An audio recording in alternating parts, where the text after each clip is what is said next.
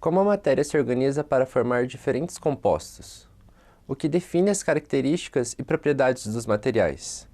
Será que a natureza dos elementos que compõem a matéria tem alguma relação? Por que os átomos interagem? E como eles interagem para formar os compostos?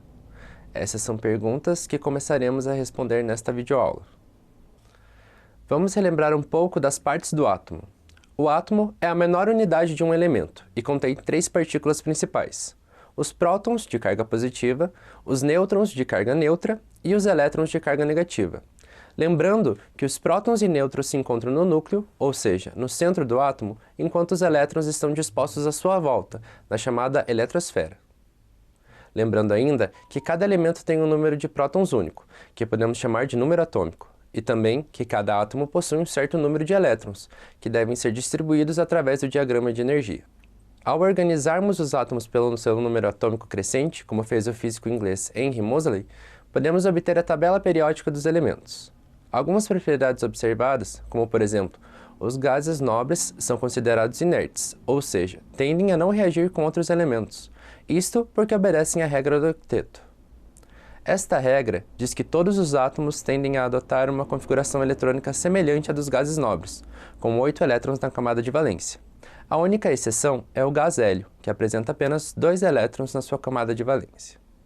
Assim, os átomos têm um sentido de organização. Eles se combinam.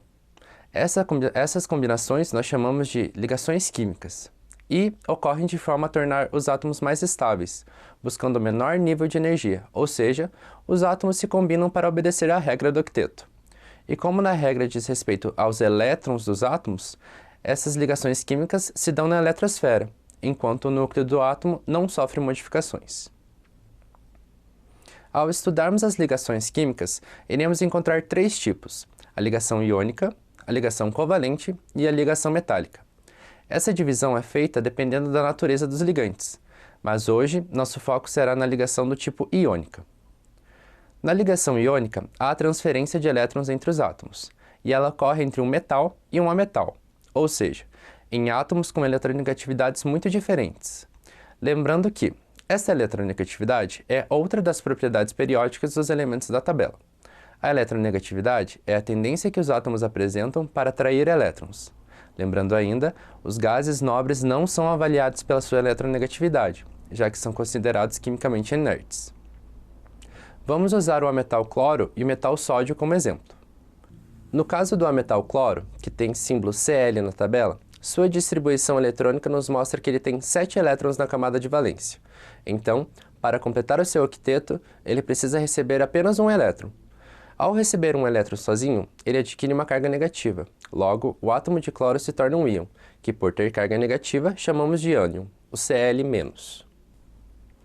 Vamos então pegar o metal sódio como exemplo. O símbolo do sódio é Na, e ele tem 11 elétrons. Através da sua distribuição eletrônica, percebemos que ele possui apenas um elétron na camada de valência. Logo, para formar o octeto, ele precisaria ganhar mais 7. Porém, sua camada anterior já apresenta 8 elétrons. Logo, é mais fácil perder um elétron do que ganhar 7 elétrons. Ao perder um elétron, o átomo de sódio vira um íon com carga positiva, pois perdeu uma carga negativa. Este íon positivo chamamos de cátion e tem notação Na+. Então, o grupo dos metais apresenta uma eletronegatividade menor e tende a doar elétrons, enquanto o grupo dos ametais tende a receber elétrons. Lembre-se que o número de elétrons que podem ser doados ou recebidos depende do comprimento da regra do octeto. Sendo assim, a ligação iônica é formada pela interação entre 2 íons de cargas opostas, sendo um cátion formado por um metal que perdeu elétrons e um ânion formado por um ametal que ganhou elétrons. Observe que neste exemplo, o sódio e o cloro assumem o mesmo número de carga, e a soma das cargas é igual a 0. Assim, comprovando a maior estabilidade do composto iônico em relação aos seus determinados íons. A ligação iônica dá origem aos compostos iônicos, que têm algumas propriedades singulares, como, por exemplo, uma alta polaridade em sua formação, decorrente da grande diferença de eletronegatividade dos átomos que o formam. Outras propriedades que se destacam são: os pontos de fusão e ebulição são altos, eles são sólidos em temperatura ambiente e formam uma estrutura com retículo cristalino. Além disso, conduzem eletricidade quando fundidos ou em ambiente aquoso, por conta da formação de íons livres.